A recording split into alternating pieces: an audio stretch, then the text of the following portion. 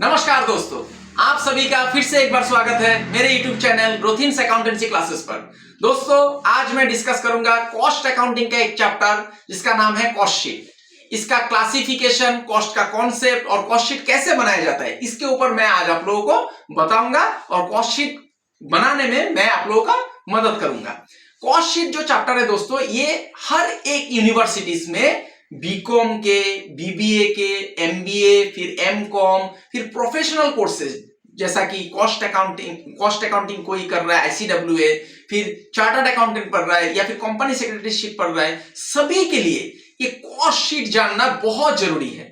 तो इसके ऊपर ये आज विषय होगा। कॉस्ट शीट के ऊपर मैं आप लोगों को बताऊंगा, इसका मैं आप लोगों को कॉन्सेप्ट भी बताऊंगा और कॉस्ट शीट का मैं फॉर्मेट भी आज आप लोगों को दे दूंगा ताकि आप लोग आसानी से कॉस्ट शीट का प्रैक्टिकल प्रॉब्लम सॉल्व कर पाएंगे।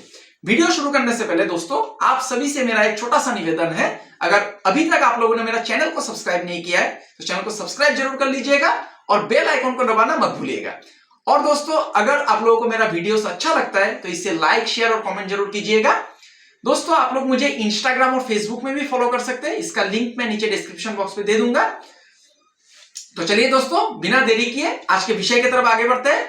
कॉस्ट अकाउंटिंग का एक चैप्टर, पहला चैप्टर होता है दोस्तों कॉस्ट शीट। कॉस्ट शीट में सभी कॉस्ट का मतलब क्लासिफिकेशन किया जाता है। तो देखिए दोस्तों, मैनेजमेंट को कॉस्ट का सही नेचर पता होना बहुत जरूरी हो जाता है, क्योंकि जब मैनेजमेंट डाटा एनालिसिस करता है तो उसके पास प्रॉपर इंफॉर्मेशन होना चाहिए कि कौन सा नेचर का कॉस्ट है, कितना खर्चा हुआ है। इसके लिए ये जो कॉस्ट शीट बनाया जाता है, क्योंकि इसमें कॉस्ट का क्लासिफिकेशन किया जाता है। मूलतः कॉस्ट का क्लासिफिकेशन दोस्तों 3 हिस्सों में बांटा गया है कॉस्ट को। इसको एलिमेंट्स ऑफ कॉस्ट भी आप लोग बोल सकते हैं। पहला हिस्सा हो गया दोस्तों मटेरियल्स, मतलब मटेरियल कॉस्ट। दूसरा हिस्सा हो गया लेबर कॉस्ट और तीसरा हो गया आदर्स मतलब अन्य। तो 3 हो गया दोस्तों, याद रखिए। पहला मटेरियल कॉस्ट, दूसरा हो गया लेबर, तीसरा हो गया आदर्स। अभी तीनों में क्या है दोस्तों, फिर सब मतलब क्लासिफिकेशन है। उसमें तीनों में ही डायरेक्ट एक्सपेंडिचर भी है, मतलब डायरेक्ट ओवरहेड भी है, इनडायरेक्ट भी है। डायरेक्ट मतलब प्रत्यक्ष खर्चा हो जाना और इनडायरेक्ट मतलब परोक्ष, मतलब इनडायरेक्टली खर्चा हो रहा है। इसका नाम से, शब्द से आप लोगों को पता लग रहा है। तो तीनों ही क्लासिफिकेशन में फिर सब क्लासिफिकेशन है, डायरेक्ट और इनडायरेक्ट। और तीनों क्लासिफिकेशन का जो सब क्लासिफिकेशन इनडायरेक्ट है, इसमें फिर और एक सब क्लासिफिकेशन आ जाता है। उसमें 4 हिस्सा में बांटा गया है कॉस्ट को।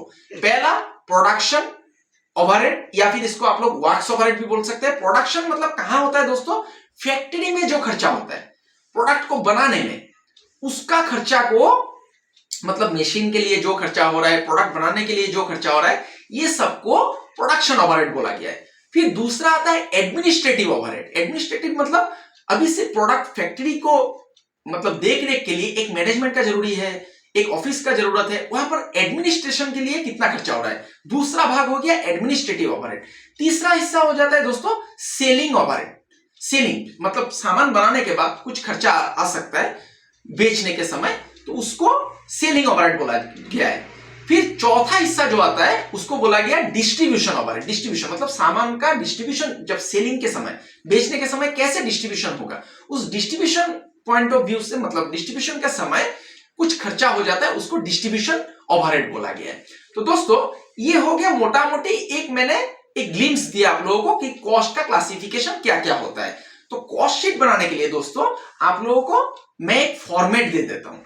इस फॉर्मेट को अगर आप लोग फॉलो करेंगे तो आप लोगों का इजीली कॉस्ट शीट बन जाएगा। आप लोग जो कोई भी क्वेश्चन दे कॉस्ट शीट का, इस फॉर्मेट को अगर आप लोग फॉलो करेंगे, थोड़ा याद कर लेंगे, थोड़ा याद करना होगा दोस्तों। देखिए, मुश्किल नहीं है, आसान है, थोड़ा ही मतलब याद करना है। आप लोग याद कर लेंगे तो कॉस्ट शीट बहुत इजीली बन जाएगा।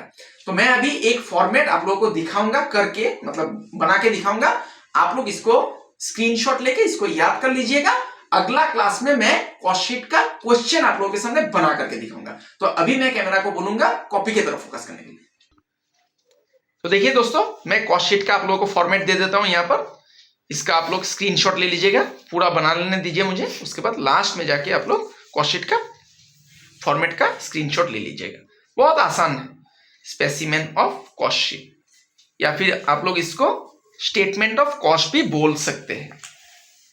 देखिए मैं यहां पर कलम से लाइन खींच रहा हूं। आप लोग जब क्वेश्चन सॉल्व करेंगे तो पेंसिल और स्केल का इस्तेमाल कीजिए। पार्टिकुलर्स एकदम आसान है दोस्तों। कॉस्ट अकाउंटिंग जो सब्जेक्ट है ये बहुत इजी है दोस्तों, लेकिन फिर भी स्टूडेंट्स को प्रॉब्लम आता है क्योंकि सही तरीका से सही फॉर्मूला यूज नहीं करता है, इसीलिए प्रैक्टिकल प्रॉब्लम बनाने में थोड़ा दिक्कतें होती है। तो देखिए दोस्तों, पहला आ जाता है ओपन, इसको थोड़ा याद कर लीजिएगा, ओपनिंग स्टॉक ऑफ मटेरियल, या फिर रॉ मटेरियल्स भी लिख सकते हैं आप। Opening stock of raw materials मैं लिख देता हूं। पहले तो आपको सामान बनाने के लिए रॉ मटेरियल चाहिए ना, इसीलिए यहां पर 2 स्टार में दे देता हूं। इनर कॉलम में दिया, मैंने यहां पर 2 कॉलम बनाया दोस्तों। देखिए एक इनर एक आउटर, 2 कॉलम है, तो मैं इनर कॉलम में सब लिखूंगा, फिर आउटर कॉलम में प्लस करके दे दूंगा।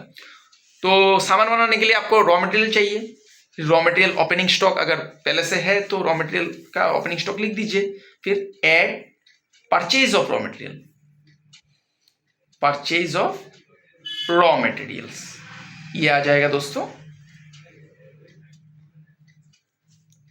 फिर कैरेज ऑन परचेज अगर है, मतलब सामान खरीदने के समय अगर भाड़ा लगा है तो वो भी यहां पर ऐड करना होगा। एक किताब में रेडीमेड कुछ किताब में आप लोगों को फॉर्मेट मिल जाएगा दोस्तों, फिर भी मैं यहां पर दे रहा हूं, लिख के दे रहा हूं, कैरेज ऑन परचेजेस। फिर लेस कीजिए दोस्तों, ये फॉर्मेट में आपका आ जाएगा closing stock of raw materials, closing stock of raw materials. ये पहला भाग हो गया दोस्तों, closing stock of raw materials. इसको मैं ब्रैकेट में दे देता हूं क्योंकि ये माइनस करना है, लेस करना है, ठीक है। तो यहां पे प्लस माइनस करके आप लोग बाहर में इसका आंसर लिखिए। ये बाहर में आ गया, इसको आप लोग बोलेंगे cost of raw materials consumed, cost of raw materials consumed. ये एक हेडिंग हो गया दोस्तों, cost of raw materials consumed. उसके बाद दोस्तों जितना डायरेक्ट एक्सपेंसेस है, मतलब सामान बनाने के लिए जितना डायरेक्ट एक्सपेंसेस हुआ है वो सब लिखना पड़ेगा। तो मैं एक ही बार में सब एक्सपेंसेस लिख देता हूं यहां पर।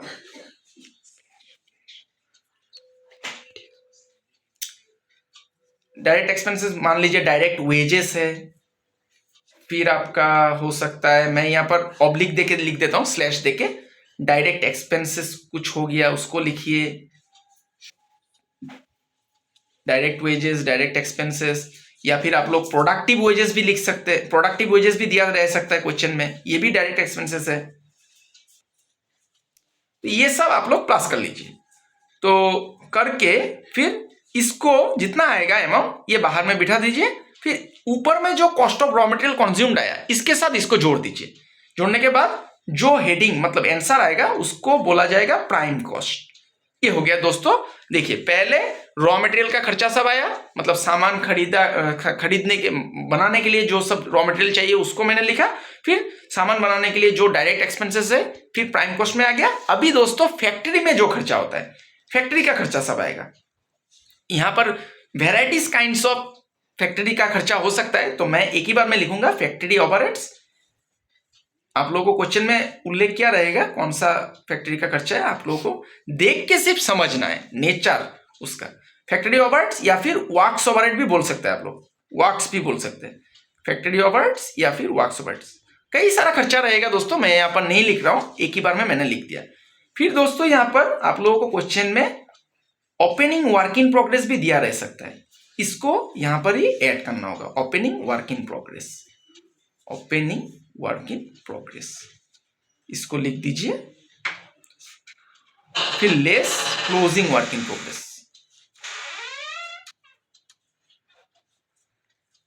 Closing work in progress. Closing work in progress को दोस्तों माइनस करना है, इसको माइनस कर दीजिए। फिर यहां में प्लस माइनस करके जो आएगा फिर से वही नियम बाहर में बिठा दीजिए आउटर कॉलम में। ऊपर में जो आपका प्राइम कॉस्ट आया इसको ऐड कर दीजिए। तो वही नियम है दोस्तों, फिर से प्लस कर दिया मैंने प्राइम कॉस्ट के साथ। इसको बोला जाएगा दोस्तों फैक्ट्री कॉस्ट या फिर वर्क कॉस्ट, फैक्ट्री कॉस्ट और वर्क कॉस्ट। आप लोग वर्क कॉस्ट भी लिख सकते हैं, फैक्ट्री कॉस्ट भी लिख सकते हैं। अभी दोस्तों यहां पर आप लोगों को जोड़ना होगा, अभी एडमिनिस्ट्रेशन का खर्चा सब आएगा, एडमिनिस्ट्रेटिव ओवरहेड। तो एडमिनिस्ट्रेशन का कई सारा खर्चा हो सकता है, आप लोगों को क्वेश्चन में उल्लेख किया रहेगा, आप लोगों को सिर्फ पता करना पड़े, मतलब उसको देख के समझना पड़ेगा कौन सा एडमिनिस्ट्रेटिव एक्सपेंसेस है, उसको जोड़ दीजिएगा। एडमिनिस्ट्रेटिव एक्सपेंसेस कई सारा रहेगा, तो मैं यहाँ पर डायरेक्ट लिख देता हूँ, एक ही इसमें सब कुछ आ गया। फिर वही फंडा है, इसको यहाँ पर जोड़ दीजिए फैक्ट्री कॉस्ट के साथ। फिर आ गया दोस्तों, ये जो आंसर होगा इसको बोला जाएगा cost of production. Cost of production, cost of production ये हो गया दोस्तों। अभी क्वेश्चन में कभी कभार कॉस्ट ऑफ आप लोगों का फिनिश गुड्स दिया रह सकता है, opening stock of finish good, closing stock of finish good, तो ये कॉस्ट ऑफ प्रोडक्शन के बाद आएगा दोस्तों। Opening stock of finish good आप लोगों को प्लस करना है, opening stock of finished goods plus करना है।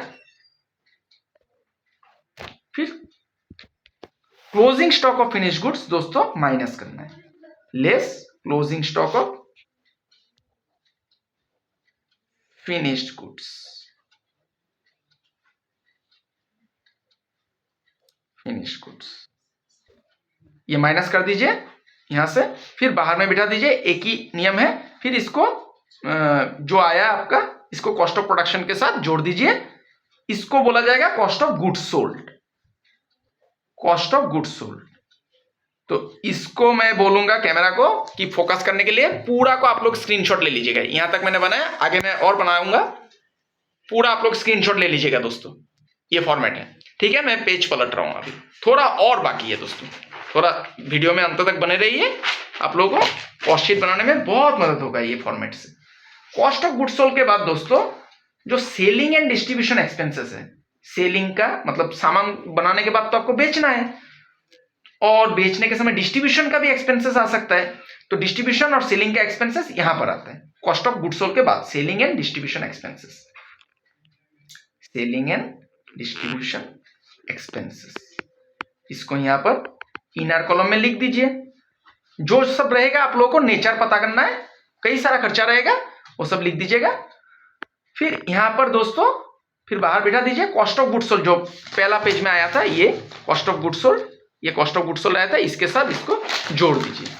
इसको जोड़ देने से आप लोग का आ जाएगा टोटल कॉस्ट, टोटल कॉस्ट, या फिर आप लोग इसको कॉस्ट ऑफ सेल्स भी बोल सकते हैं, cost of sales, cost of sales. अभी दोस्तों आप लोगों को क्वेश्चन में प्रॉफिट निकालने देगा, ये बहुत जरूरी हो जाता है, यहां पर आप लोग ध्यान दीजिए। क्वेश्चन में आप लोगों को प्रॉफिट निकालने देगा, प्रॉफिट आप लोग कैसे निकालेंगे, प्रॉफिट जब भी निकालने देगा तब क्वेश्चन में आपको सेल्स दिया रहेगा, सेल को नीचे लिख दीजिए ऐसे, यहां पर लिख दिया आपने।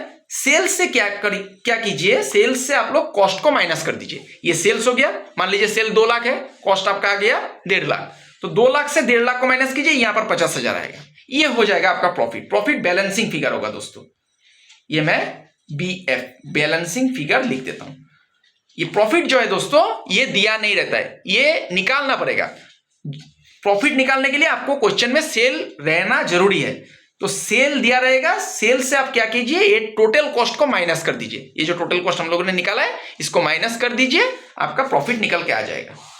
अभी दोस्तों और कुछ चीज मैं लिख देता हूं, जब भी आप लोग कॉस्ट अकाउंटिंग का कॉस्ट शीट बनाएंगे तब कॉस्ट नेचर का, कॉस्ट अकाउंटिंग का मतलब प्रॉफिट के ऊपर, प्रॉफिट के अगेंस्ट जो सब चीज चार्ज कर सकते हैं, जो सब खर्चा, उसी को कंसीडर किया जाएगा।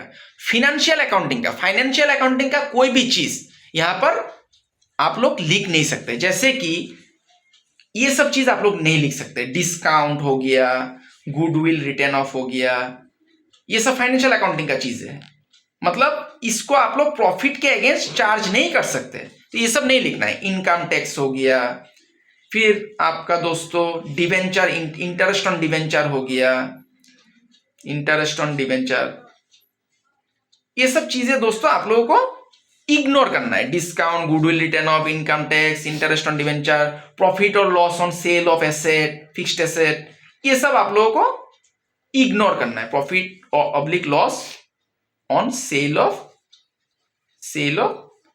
फिक्स्ड एसेट्स, ये सब आप लोगों को इग्नोर करना है। मतलब क्यों करना है, क्योंकि ये सब प्रॉफिट के साथ जुड़ा हुआ नहीं है दोस्तों, ये सब प्रॉफिट के साथ जुड़ा हुआ नहीं है। प्रॉफिट के अगेंस्ट में प्रॉफिट निकालने के लिए जो सब खर्चा आपको चार्ज करना है, प्रोडक्ट बनाएंगे आप, प्रोडक्ट बना के आप बेचेंगे, वहां पर प्रॉफिट के अगेंस्ट में ये सभी खर्चा, ये सब जो लिखा गया है, ये सब खर्चा को ही आप चार्ज कर सकते हैं। फाइनेंशियल अकाउंटिंग का discount, goodwill, written off income tax, interest on debenture, ये सब प्रॉफिट के अगेंस्ट आप चार्ज नहीं कर सकते, इसलिए ये सबको इग्नोर करना है। यहां पर मैं क्रॉस दे देता हूं। ये सबको आप लोगों को अगर क्वेश्चन में मिल गया तो इग्नोर कीजिए। इस पेज को भी आप लोग स्क्रीनशॉट ले लीजिएगा। मैं कैमरा को बोलूंगा पूरा पेज को कवर करने के लिए। तो आशा करता हूं दोस्तों आप लोगों को फॉर्मेट क्लियर हो गया। तो आशा करता हूं दोस्तों आप लोगों को कॉस्ट शीट का फॉर्मेट समझ में आया। इसको थोड़ा आप लोग याद कर लीजिए। अगला वीडियो में मैं आप लोगों के सामने बैठ के कॉस्ट शीट का एक क्वेश्चन सॉल्व करके दिखाऊंगा, उसमें आप लोगों का पूरा कॉन्सेप्ट क्लियर हो जाएगा। दोस्तों ये कॉस्ट शीट जो है ना, ये बहुत इंपॉर्टेंट है, एग्जामिनेशन में आता ही है, परीक्षा में पूछा ही जाता है। कॉस्ट शीट एक बनाने के लिए देता है, तो आप लोग ज्यादा से ज्यादा क्वेश्चन को प्रैक्टिस कीजिए। लेकिन क्वेश्चन कैसे प्रैक्टिस करेंगे, अगर आप लोग को तरीका पता नहीं होगा तब आप लोग क्वेश्चन को सॉल्व नहीं कर पाएंगे। तो इसलिए फॉर्मेट जानना बहुत जरूरी है। इस फॉर्मेट को याद कर लीजिए और ध्यान में रखिएगा, फाइनेंशियल अकाउंटिंग का कोई भी चीज कॉस्ट शीट में नहीं आएगा, ये याद रखिए। कॉस्ट का क्लासिफिकेशन थोड़ा मतलब और थोड़ा पढ़िए किताब को और थोड़ा नॉलेज गैदर कीजिए, क्योंकि मैं एक ही वीडियो में आप लोगों को सब कुछ नहीं समझा सकता हूं। तो अगला वीडियो में मैं आप लोगों के सामने प्रैक्टिकल क्वेश्चन सॉल्व करके दिखाऊंगा। तब तक के लिए मैं ईश्वर से कामना करता हूं आप सभी लोग स्वस्थ रहे, सुरक्षित रहे और खुश रहे। आज के लिए इतना ही दोस्तों, बहुत बहुत धन्यवाद।